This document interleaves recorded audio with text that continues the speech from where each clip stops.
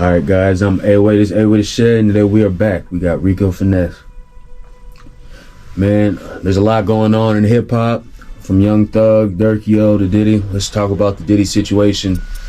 When they found 100,000 or some crazy odd number, baby, or what was your initial reaction? My initial, I was like, what's the baby boy? I don't really know what it's for, so I'm like, my initial reaction was like, why would you need that much? But then I seen a post that said it was, I don't know if it's true or not, it could be not, but I seen a post that said that it was something else in the baby oil bottles. It was like some drug or something like that. And that's probably why he had something. If it was a drug in there, then he probably had a lot, because he probably uses to drug people, allegedly. Heck yeah, allegedly, all alleged. He had one of his male prostitutes try to testify or go to. Yeah, it's crazy to say that about It's another man. kind of crazy. But he came out and was saying that they were actually dealing guns with people overseas, and that because they were, flying private, they didn't actually get checked. Do you think hip hop? That's just what a lot of the big people in hip hop do. Do you think that's a common thing you'll find at the very top? Is just money hungry? Do you think? Yeah, I think so. I think on the top, people just because. The typical artists don't make a lot of money, and you see like big artists don't be making a lot of money on the back end. So then you got the people on the very top, like Diddy or like anybody else on that level, and they got money, but they got to keep that money flowing too. They got to keep money coming in, or they don't. That's why they be investing in everything else.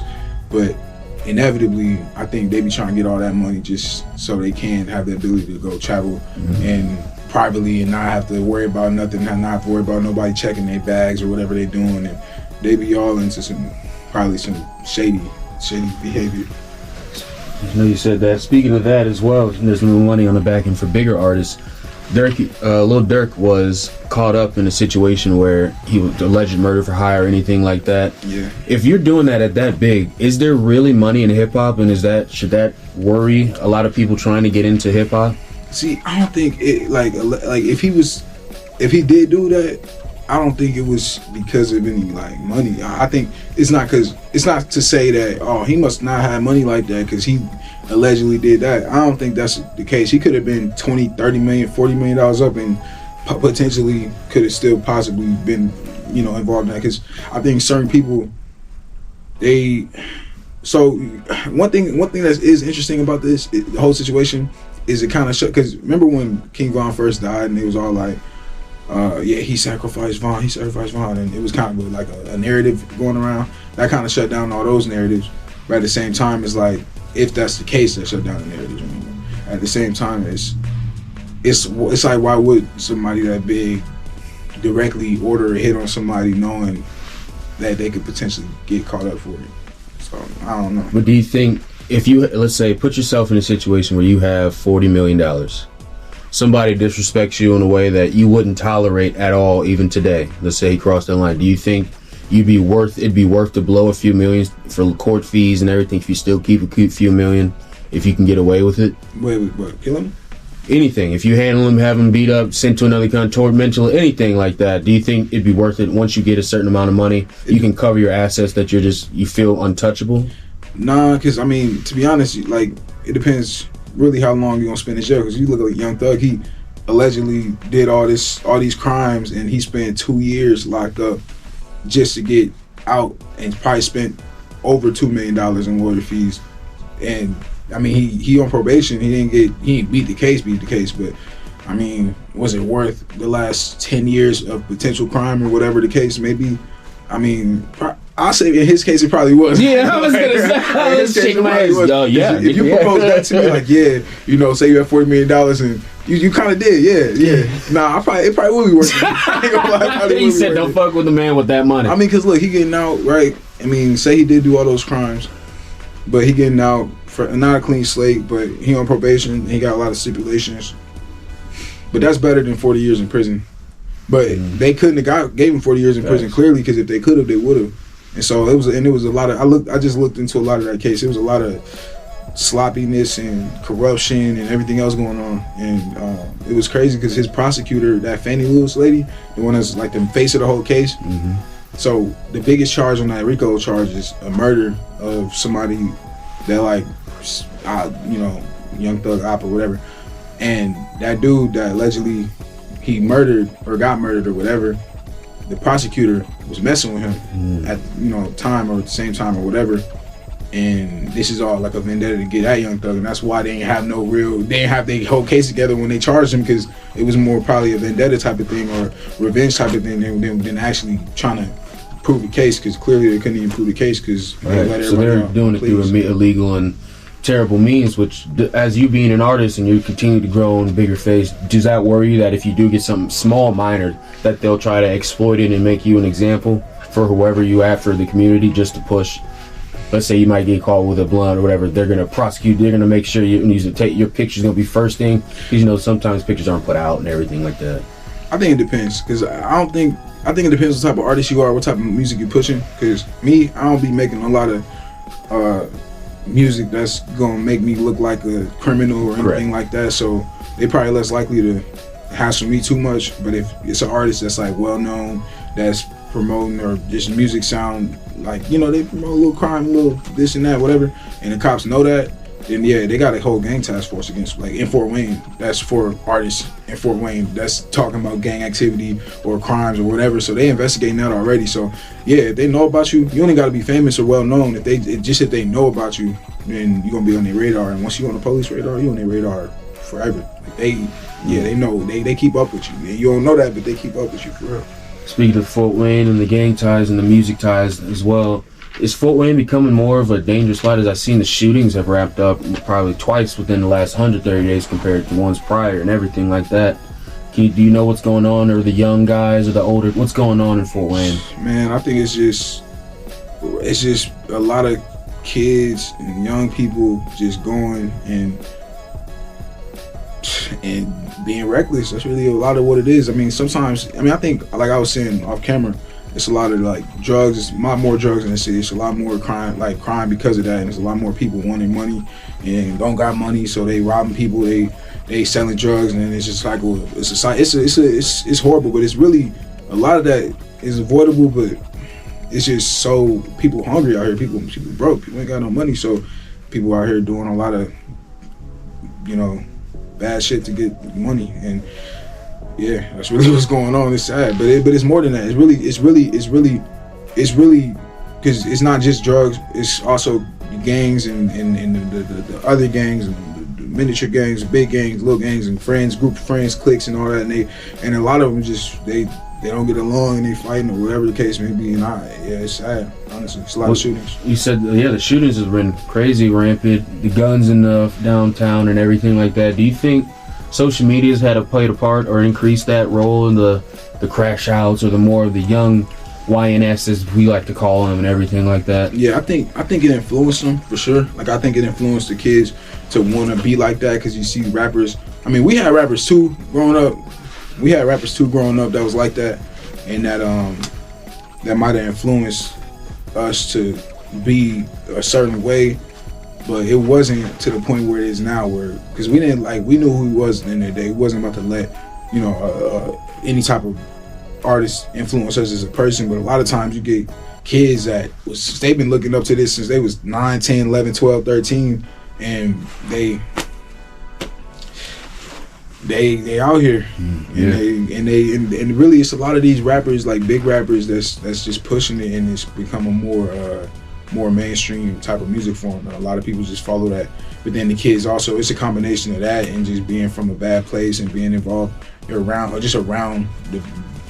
crime or whatever the case may be is going on. So do you think us as the fans also contribute to the crime that artists do as well, or anything?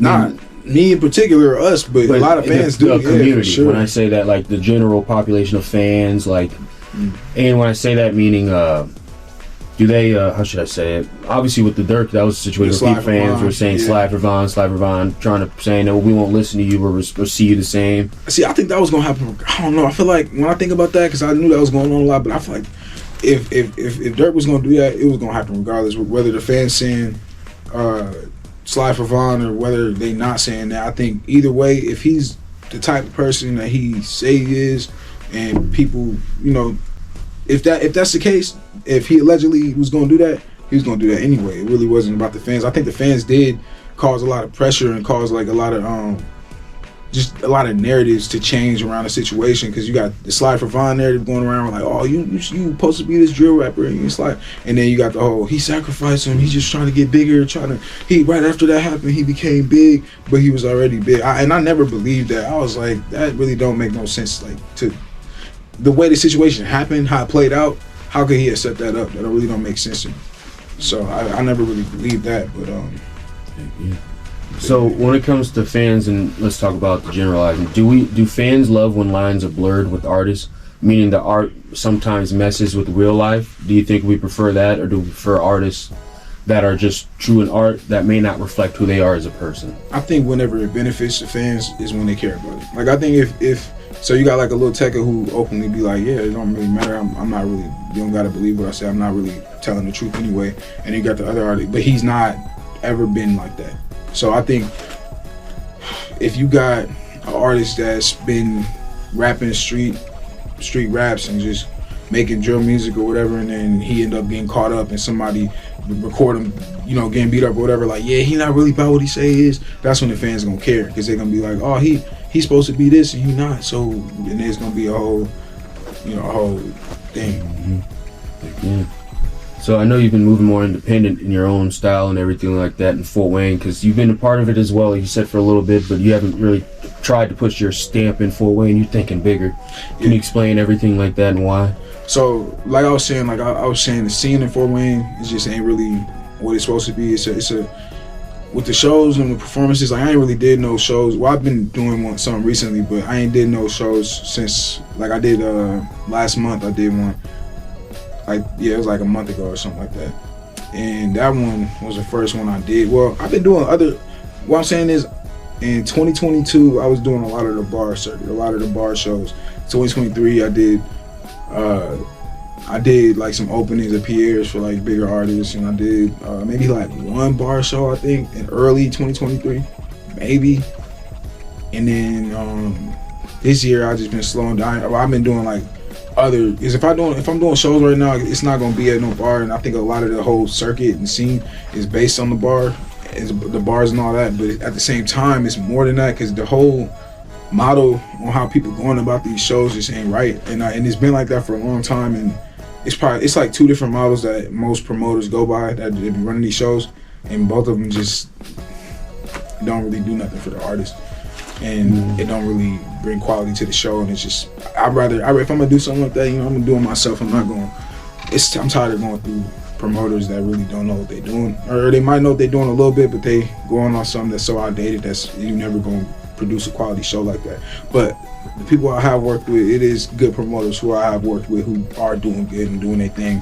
But I mean, I just feel like if I'm gonna shout out those names so others that are looking to, they want to work with them as well. Yeah, shout out to Kamari. Kamari is dope. Kamari Drake. He put me on matter of fact, I think he put me on my first show. I think we talked about this back on my first interview with you, because I was getting ready for that first show, or I just did that first show or something like that. But that was 2022, like early 2022. So not many.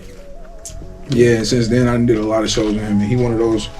He an artist too, but he one of those, and that's what I'm saying. Like, he's an artist, so he kind of gets the whole scene and how to run it, at least as an artist, because you know how you're gonna want a show to go.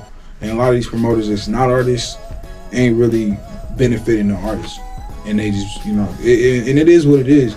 But I just know if I got the means and I got the like space to be able to do something on my own, then why wouldn't I do it on my own? I got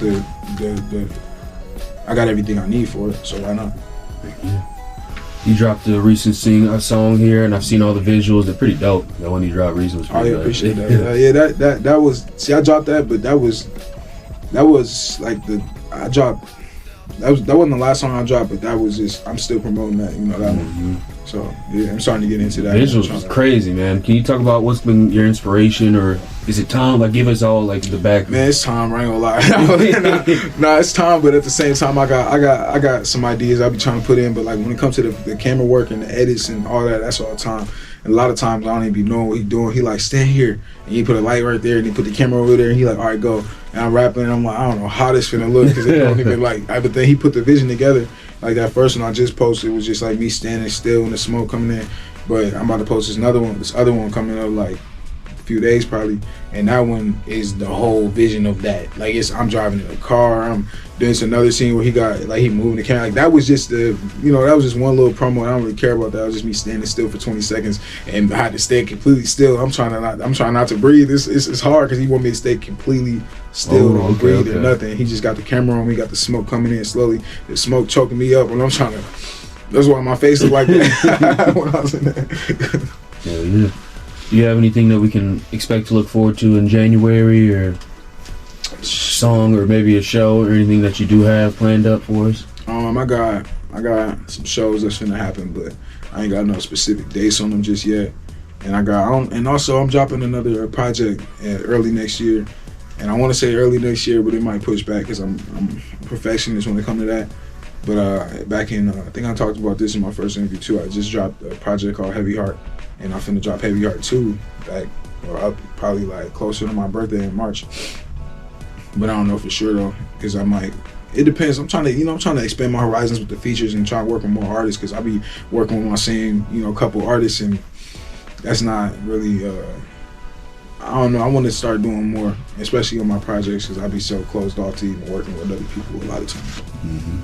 Heck yeah. Before we wrap it up, I want to ask one question, because it's about another artist that was going through some legal issues. And I've asked people like this all the time because I spin it off. G Herbo basically was getting in trouble for fraud. It was about a couple $1 million worth. So then I proposed a question to everybody else. If you had to go lay down for 2 or 3 years, because that's what I think he got his final sentence or whatever he had to go do. When he was facing it and everything. Oh, yeah. If you were to have $10 million and you hide it, and you can hide it, like they don't find it, but you got to do 2 or 3 years, do you have someone that you can trust to hold on? Yeah, for sure. And would you do that for 2 to 3 years? You get 10 million. 10 million? Yeah, no question. Because I mean, like, I don't know, I got a lot of family, and I got I'm blessed with a family I can trust, and people in my network that I can really I could give. Even my brother, I could give him $50 million and he won't touch it, and he'll be cool. I can get, I got family. So yeah, 2-3 years. Yeah. Yeah. It's worth it.